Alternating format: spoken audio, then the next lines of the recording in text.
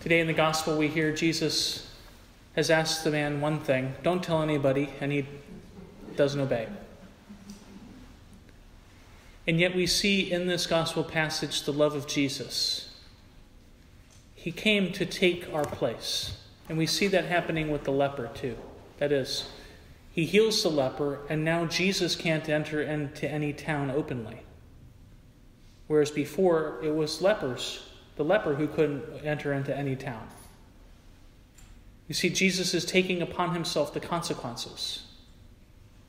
But there's something deeper in this gospel passage which I think should move us, and it's how Jesus is moved. The leper comes to him, says, "If you wish, you can make me clean." First of all, I want to point out the leper had faith that Jesus can heal him. He just wasn't sure if Jesus wanted to. Here's the response of the Lord. Moved with pity, he stretched out his hand, touched the leper, and said to him, "I do will it be made clean." This word, moved with pity, it's literally a visceral movement. You could say that that is the definition of mercy, or in Hebrew, rachma, which is to be moved in the womb. In the Greek, it's to be moved in one's guts. So we're not talking about an ethereal, theoretic love. We're talking about love that manifests itself in compassion. We could use the word pity, but that might make people think of the word like, oh, what a pity. But that's not how we mean that word. Pity literally means to have mercy. It means to be moved. So we see that Jesus is not above meeting the man exactly where he needed to be met. You can imagine the leper experiencing the exact opposite from everybody. Instead of that compassionate movement in the heart, when the leper meets people, he gets disgust and anger. But here, Jesus gives him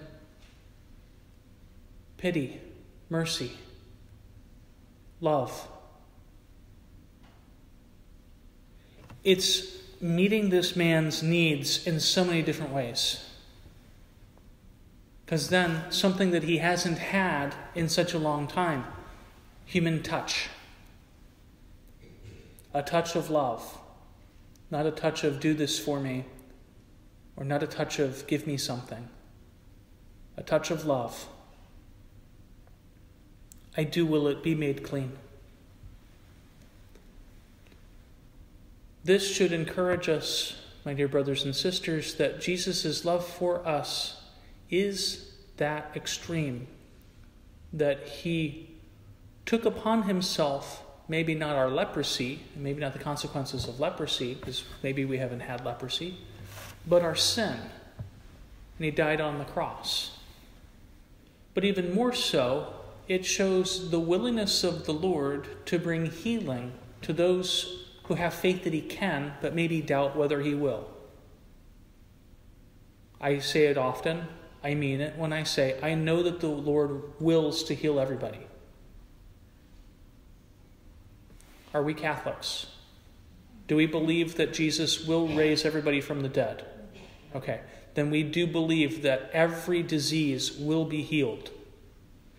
Just sometimes that's before the resurrection, sometimes that's at the resurrection. But it goes to show that God's will is clear. He is good. He wills for healing.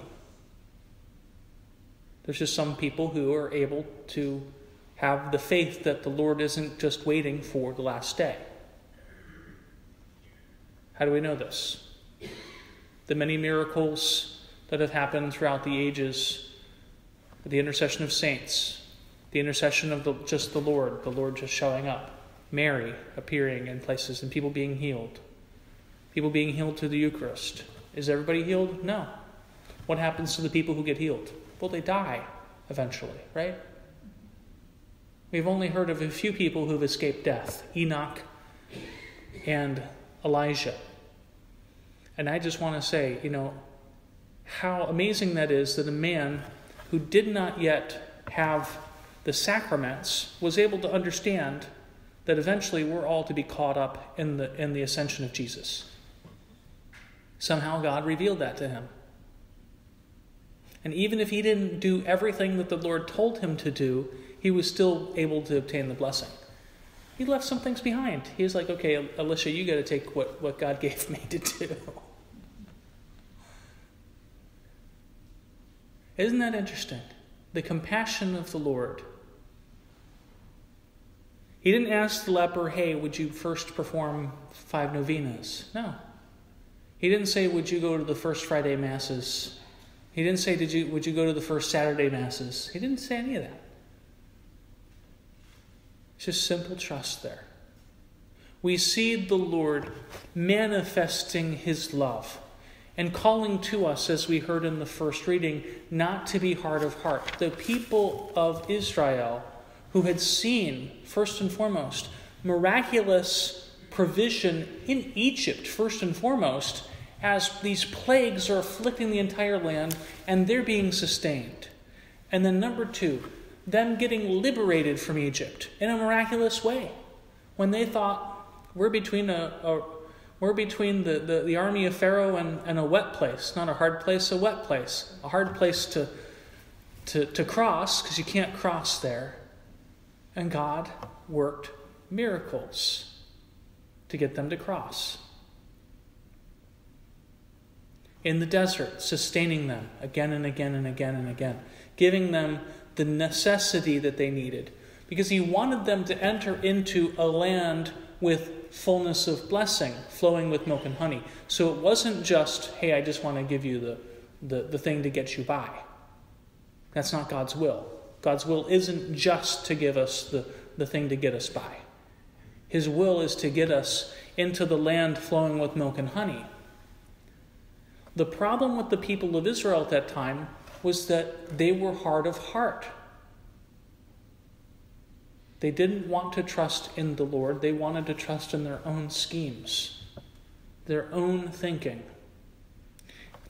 And if we're honest, that's all of us. I don't know how many times I've railed against the Lord with my own thinking. And the Lord's just like, patience. Be calm.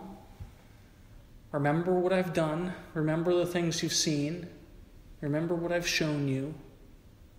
And that's the same for us, all of us, that we remember what God has done, either in our lives personally or in the lives of people in the church. Because if God blesses one person in the church, he's willing to bless us all. If God heals one person in the church, he's willing to heal us all.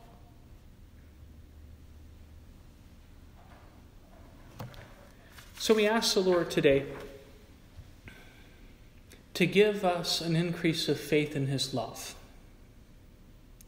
an increase of faith in his extravagance of his love, not just giving us love in the one thing. Notice the leper comes, he asks for one thing, to be healed.